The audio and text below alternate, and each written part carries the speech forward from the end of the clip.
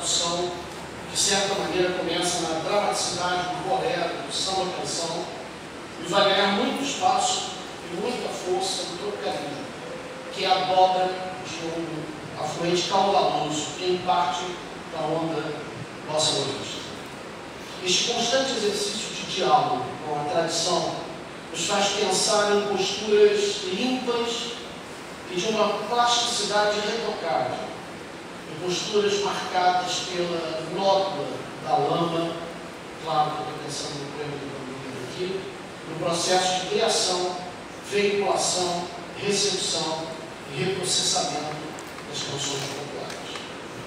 Tivemos na cultura brasileira um momento de fluxo e refluxo em que ou o movimento é extremamente vanguardista, no sentido de uma ruptura do antigo e provocação do novo, ou então se apresenta como um constante exercício dialógico com as forças da tradição. O regime da paródia é ferramenta essencial, em particular na literatura e na música, para algumas estratégias desta representação. Mais contemporaneamente, passando pelo tropicalismo e por todos os épocos pós-tropicalistas, a criação gira muito mais sobre o eixo da transfiguração e no regime do pastiche. Esse é o primeiro dado. Por exemplo, quando escutamos o próprio Caetano cantando Lábios que eu beijei, ouvimos uma versão razoável dessa música que ganhou popularidade pela maravilhosa interpretação de Orlando Silva. O que o Caetano faz é, de certa maneira, incorporar não só a canção ao seu domínio técnico de cantor, mas interpretar a música ao mesmo tempo, reinterpretá-la, revê-la como autor dessa música. Já em relação a Roberto Carlos, tomado aqui como exemplo de ambiguidade, a discussão passa por caminhos transversais. Trata-se de uma figura polêmica, ora repudiada, não incorporada pelo campo mais erudido da música popular, tratada como subproduto da indústria cultural, ora entronizado como aquela força estranha que diz coisas que todos querem ouvir. Eu acho que existe um Roberto Carlos que é sempre consumido como Roberto Carlos, e outro que é vestido com uma capa cult, construção mercadológica e elaboração. É alguma coisa no mínimo curiosa, provocadora, quando ele é reinterpretado, quando, de certa maneira, ele é devorado pelos intérpretes, diria eu, de uma tradição dita mais curta. E aí, João Caetano está presente num trabalho de parceria que hoje em dia vários segmentos da música brasileira fazem com o próprio Roberto Carlos. Por que eu digo que é parceria? Porque a canção já não é mais a mesma, ela pode ter a mesma indicação melódica, ela pode ser até submetida ao mesmo regime harmônico, as mesmas indicações rítmicas, a letra não muda, mas a força interpretativa e a assinatura dessa voz vão dar a essa canção um sentido completamente diferente.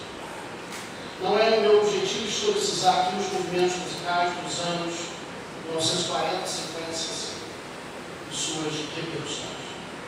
Esta intervenção não tem a intenção de mapear essas manifestações, nem detalhar os seus mecanismos de funcionamento. Utilizo estrategicamente esses recortes para potencializar uma questão que se apresenta repetidas vezes.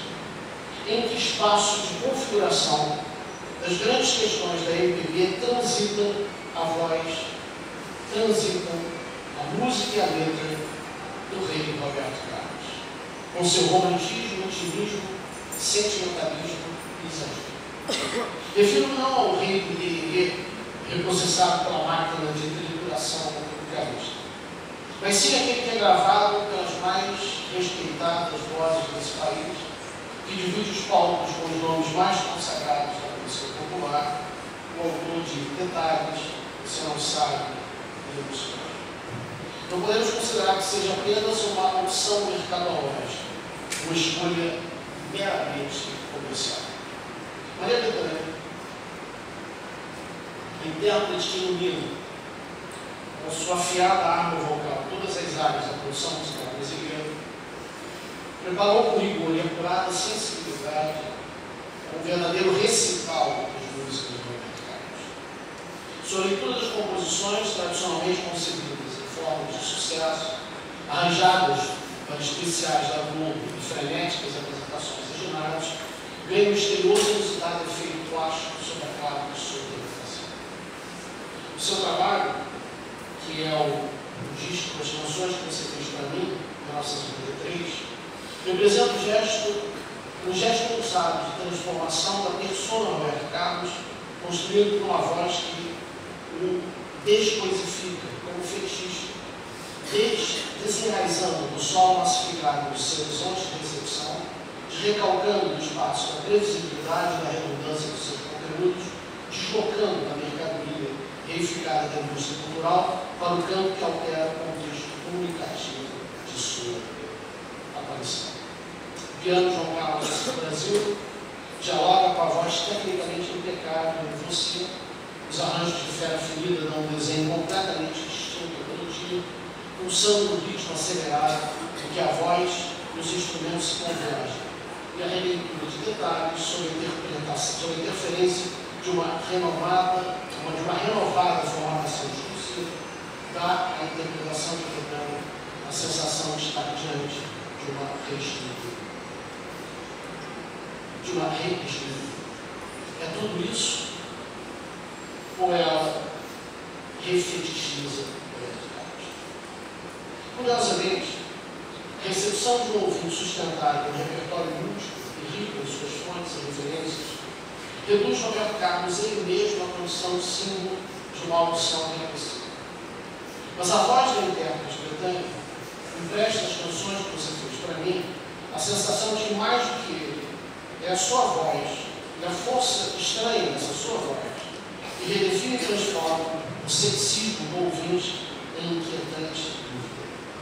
Portanto, a estrela d'alva, por definição, voz mais que identificada com a genealogia das cantoras brasileiras, Lisete, Dolores, Ângela, Larissa. A aristocracia feminina da MPB entre o intimismo e o excesso. Eu comecei com Dalva exatamente para iluminar alguém que eu acho que nesse imaginário, nessa memória da música popular brasileira, uma figura fundamental. Acho que é fundamental por um aspecto que, em princípio, parece ser o oposto. Um vai de encontro ao que nós podemos chamar de uma tradição da bossa nova, que é a tradição do intimismo, do campo de extensão curta, do dó, que não é do peito. As vozes que melhor representam a bossa nova, para a minha estratégia argumentativa, são as de João Gilberto e Nara Leão. Não estou colocando os dois no mesmo espaço, nem parte do princípio de que ambos exercitam a mesma artesania vocal. Mas é certo que carregam todos os ciclos da leitura bossa-novista do cristal delicado do som, a se partirem em tons e semitons. São dois ícones, duas referências desse modo de cantar a bossa nova, que aparentemente negam toda uma tradição do romantismo exacerbado, ou toda uma tradição daquilo que alguns pesquisadores e historiadores do MPB chamariam de época de ouro ou época clássica, com suas marcas estilistas e características dramáticas. Trata-se de um paradoxo: romper para continuar, conter para se exceder mais adiante. E aí eu cito duas pessoas que para mim são paradigmáticas da fase clássica, o herói do MPB, Orlando Silva e Dalva de Moura. Da matéria sonora e vocal dessas personagens, através de um processo de rasuras e apropriações, a bossa nova e o tropicalismo se utilizaram como grandes matrizes de um certo jeito de cantar a música. Dalva é um referencial para toda uma geração posterior de cantoras brasileiras. Seja como modelo a ser seguido ou a ser negado. Representa para Elis, Nara e Gal uma opção presente em suas respectivas formações. Detém claramente como Betânia sua inspiração mais forte, a sua referência mais significativa. Orlando Silva é frequentemente citado não só por João Gilberto, como também por Chico, Caetano Gil e seus trabalhos, como voz indispensável na convenção do ofício de cantar em nossa MPB.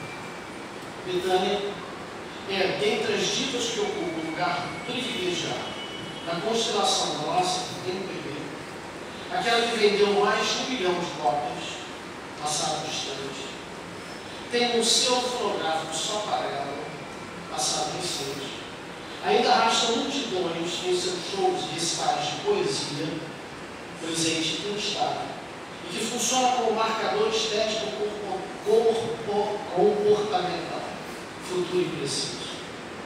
Em momentos distintos da sua trajetória artística, louco para o mercado e atemporal com seus fãs, eu pude escolher uma série de declarações que, em parte, compõem a gramática das máscaras recorrentes na construção de sua pessoa. Vou citar alguns trechos. Todos dela. Shows. Aí eu fiz muitos shows na minha vida. É a coisa que eu mais gosto de fazer.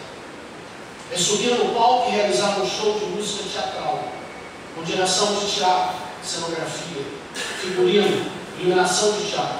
Isso é a coisa que mais me cativa. Eu sou louca por teatro. Eu pensava quando menina, eu sabia que minha vida ia ser no palco. Eu não sabia se ia ser bailarina, cantora, atriz, como seria. E depois de um tempo, pela minha natureza grega, dramática, assim de onde vem, assim densa e trágica, eu achava que ia ser uma grande atriz, que ia fazer teatro, grandes personagens. Mas quando eu subi no palco, que era o lugar do teatro, cantei, eu entendi que minha maneira de expressão no palco, onde seria a minha vida, onde é a minha vida, seria sempre através da canção. O tempo e o som são os grandes deuses incompatíveis. Só por serem abstratos já se dizem e se provam. Chegam até nós ou nos modificam como bem entendem. Doces, escorregadios, de todos os modos. Mostram e escondem tesouros. Provocam e acalmam. Escaravelhos dourados, provocando poentes nascentes, conforme suas necessidades. Só tanto que eu quero. Com quem eu quero, como quero e quando quero. Nunca entendi nenhum movimento, porque eu não tenho paciência, não posso jamais ser uma cantora de bossa nova, uma cantora de protesto, uma cantora tropicarista. Como cada dia eu quero cantar uma coisa, prefiro não me ligar a nada e a ninguém